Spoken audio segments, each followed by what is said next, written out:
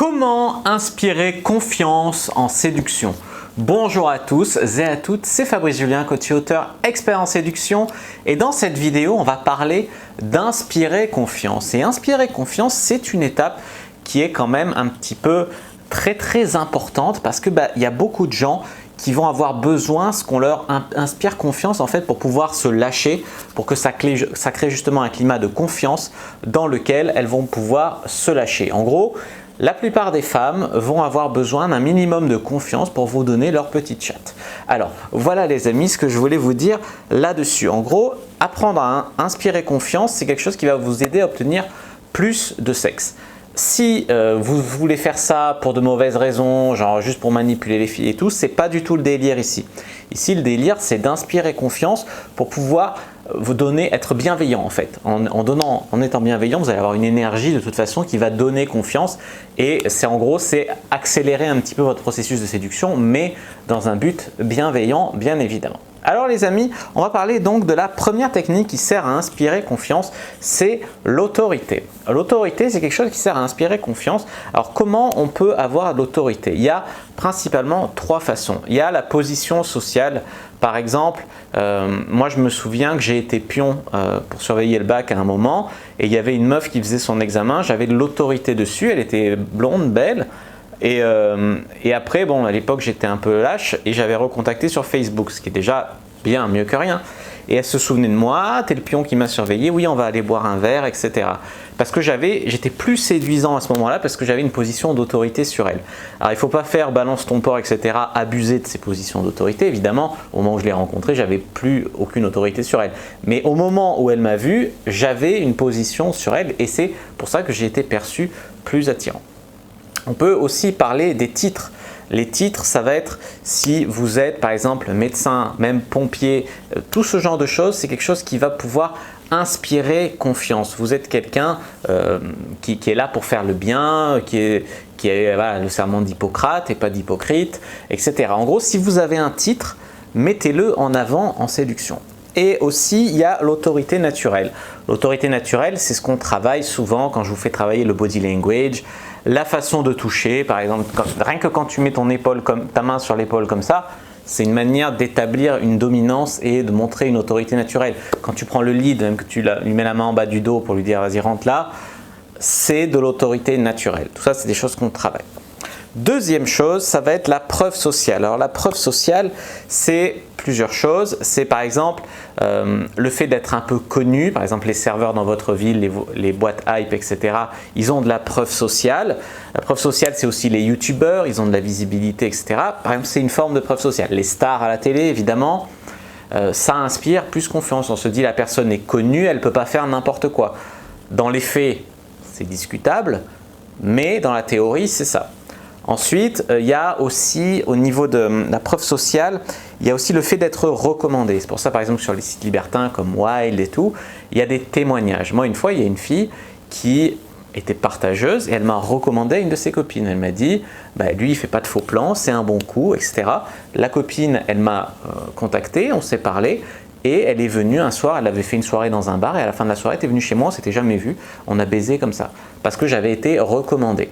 Voilà. Ensuite, il y avait même eu un accusé de réception, ça je peux te le dire. 3. Les points communs, les ressemblances, etc. On va avoir plus confiance en quelqu'un qui semble partager la même vision du monde que nous. Donc ça va être en fait mettre plus l'accent sur les similarités, sur les points où vous êtes d'accord, etc. pour créer un lien avec elle que sur les choses où vous n'êtes pas d'accord, où vous voyez la vie un peu autrement, etc. Point numéro 4, le mirroring. Le mirroring, c'est le fait de refléter, singer un peu le langage corporel de l'autre. C'est des choses qui se font naturellement entre des personnes qui s'apprécient.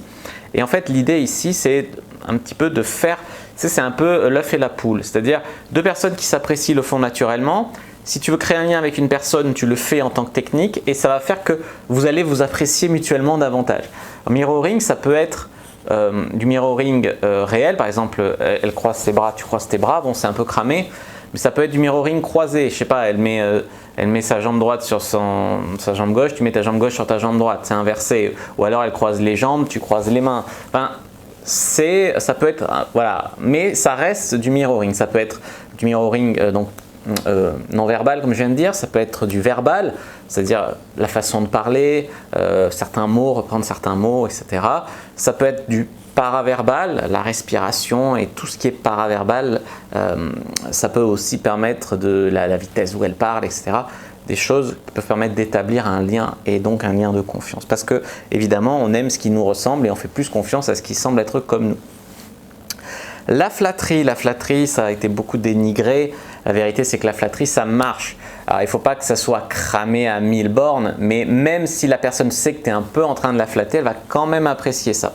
Il y a un tout petit bémol, c'est pour les personnes qui sont vraiment en low self-esteem, qui ont vraiment une basse estime d'elles-mêmes. Il y en a qui deviennent agressives. Alors, ça leur plaît au fond, sans doute, mais comme elles n'arrivent même pas à accepter qu'on les apprécie, elles ne s'apprécient pas du tout elles-mêmes, eh ben, elles peuvent, il y en a qui vont bien réagir, mais il y a un risque que ça réagisse mal sur ce type de personnes-là. Mais pour les autres personnes, ça va plutôt inspirer confiance. Inspirer confiance, ça peut être aussi, tiens, utiliser le prénom de l'autre, reprendre son prénom. Petit truc qui me vient comme ça. Technique numéro 6, la caution. La caution, c'est quoi? Ça va être par exemple, tiens, si tu me racontes la pire aventure sexuelle de ta vie, je te raconte la mienne. Allez, tiens, je commence. Et sur le ton de lui dire un secret, de te livrer un peu, tu donnes une caution et la personne va être plus à même, tu fais le premier pas en fait, plus à même, elle, ensuite, de te faire confiance et d'y aller. Autre chose, par exemple, ça va être rendre un service. C'est un peu ce qu'on appelle l'effet Benjamin Franklin. Rendre un petit service, en fait, tu vois, faire rendre un service à la personne, ça c'est l'effet Benjamin Franklin. Elle va se dire, puisqu'il me doit quelque chose, je peux lui faire confiance. Il ne va pas me faire un coup de pute. Donc ça marche aussi. Mais sinon, rendre un service à la personne, ça va être aussi montrer, ça rejoint la caution, montrer que tu es de confiance. Ensuite, il y a numéro 7, c'est avoir confiance en soi. Effectivement, si tu ne te fais pas confiance, comment est-ce que les personnes pourraient te faire confiance? Et ensuite, c'est être un leader, c'est-à-dire prendre des initiatives, prendre le lead, proposer, etc. Les personnes vont être plus à même de suivre. Et pour suivre, il faut faire un minimum confiance.